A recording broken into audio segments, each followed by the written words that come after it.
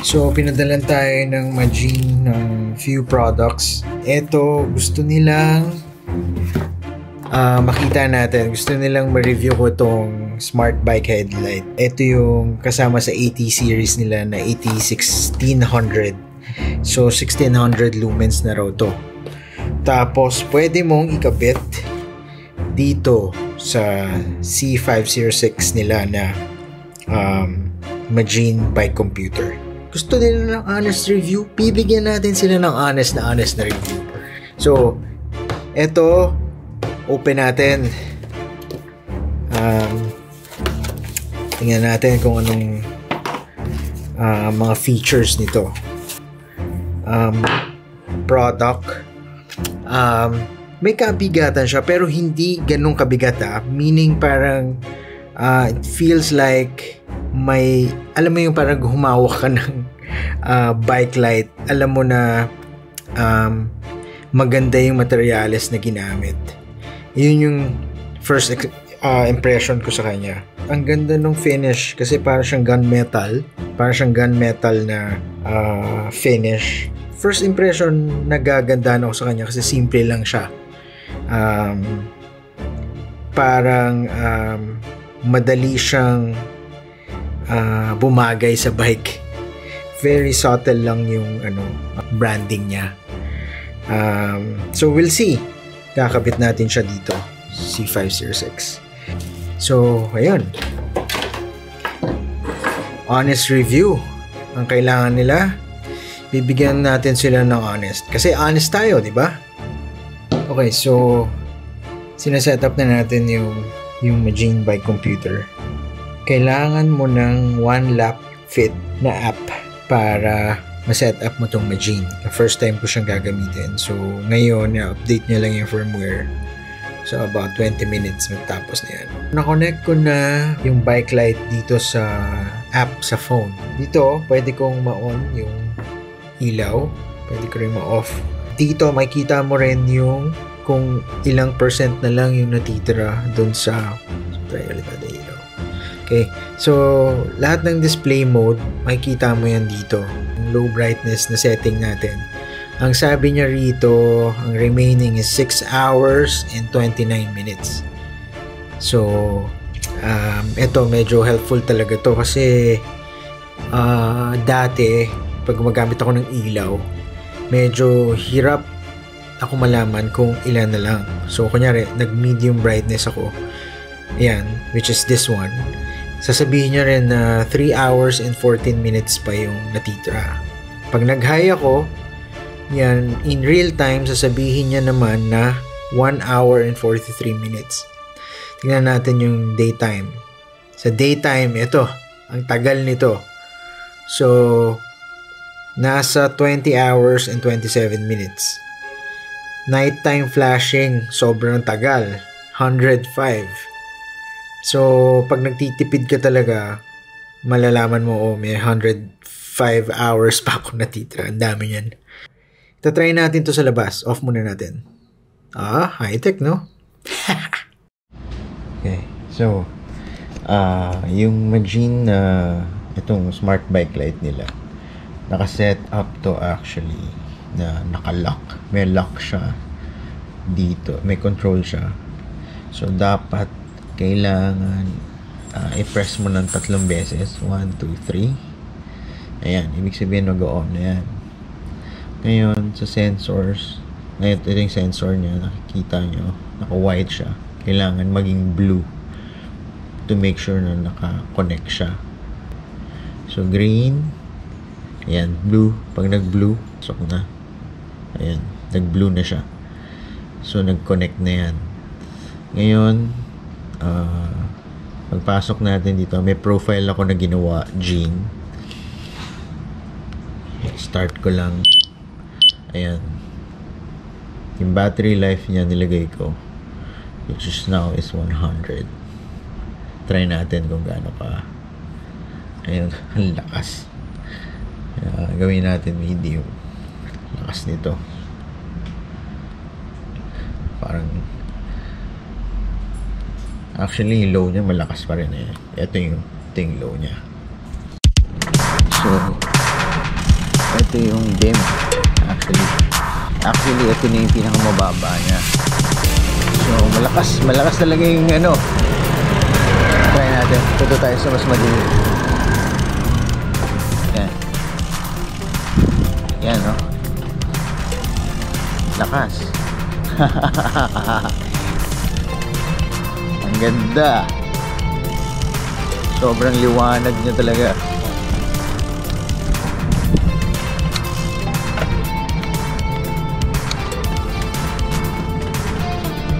Liwanag oh. Woohoo!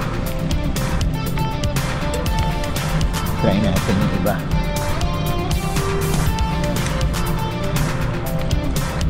Ito yung daytime flash. Daytime flash. Tsaka yung nighttime.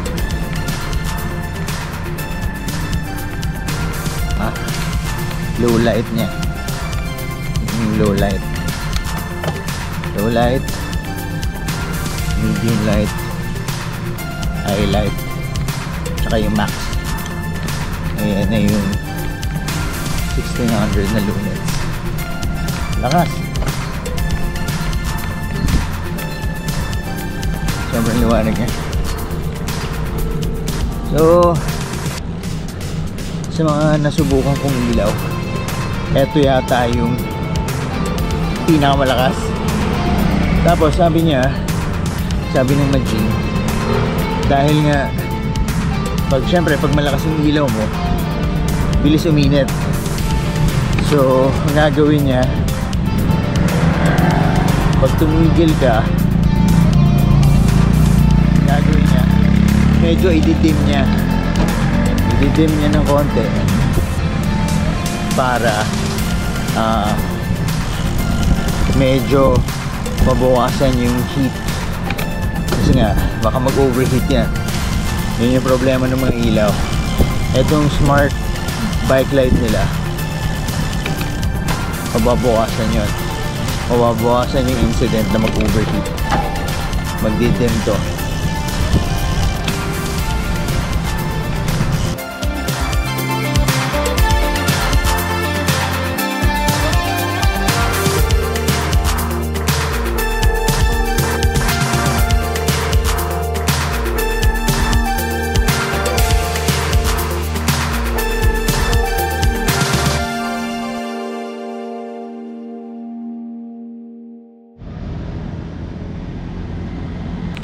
Ang laking bagay na pwede mong makita yung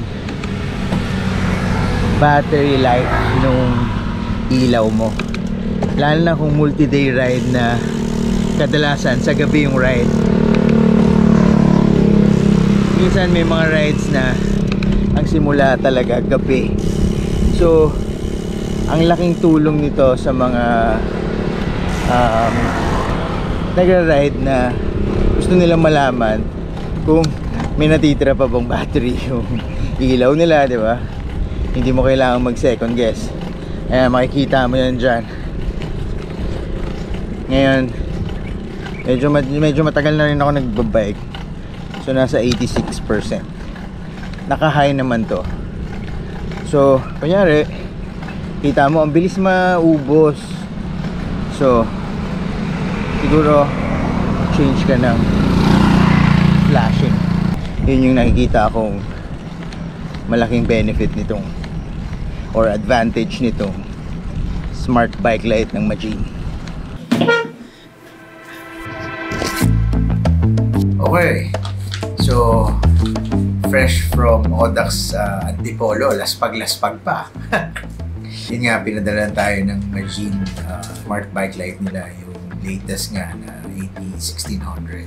Initial impression ko dun sa bike light, well, na sinasabi ko, parang hindi naman lahat ng cyclist kailangan itong bike light.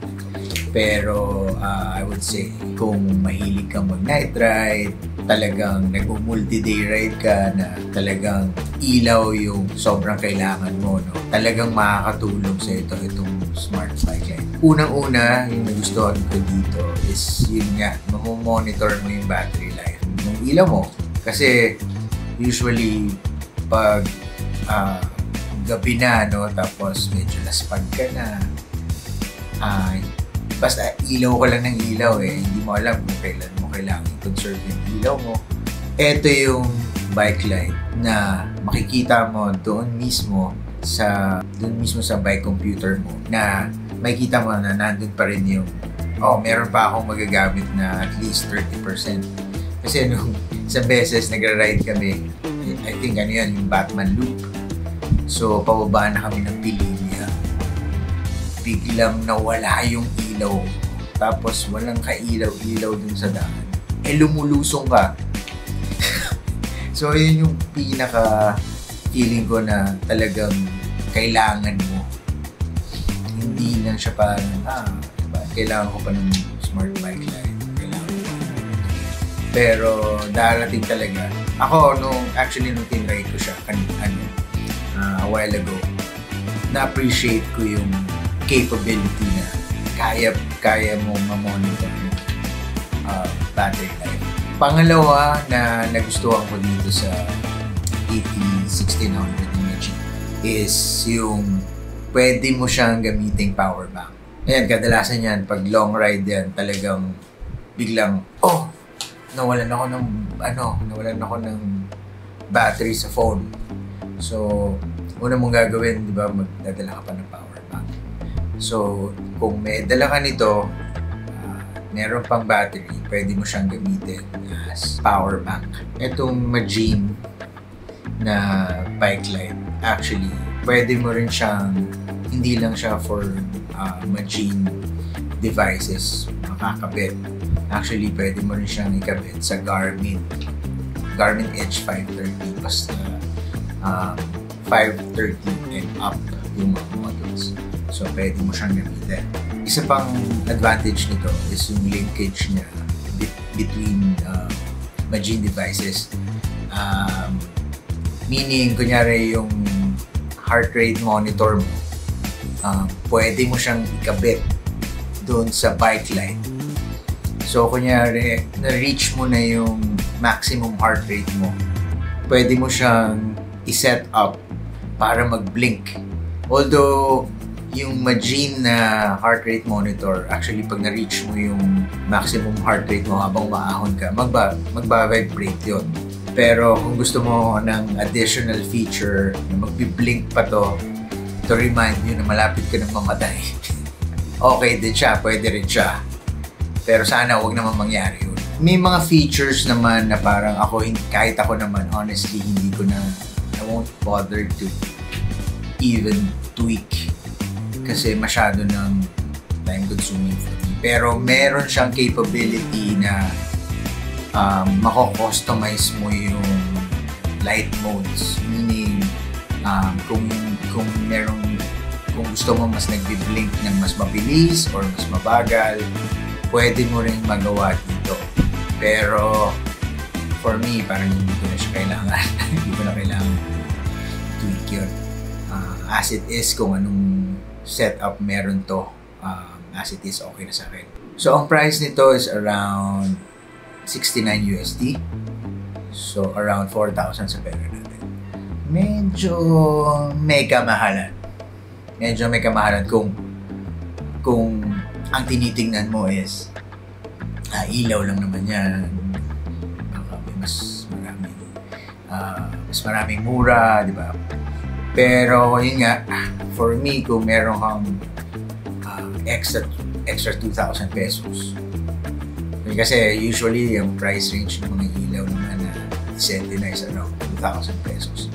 Pero for me, kung meron ka namang extra 2,000 and then you have 4,000 pesos, I think okay naman to. Kasi for me, magagamit ko siya na power bank din.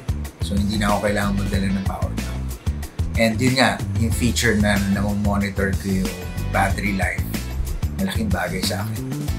Especially ako rin, nag-multi-day ride, malaking bagay. So, sana may natutunan kayo. Thank you ulit mga tito sa panonood, mga titos and titas na nanonood. Ayun, so honest review, honest ang binigay natin.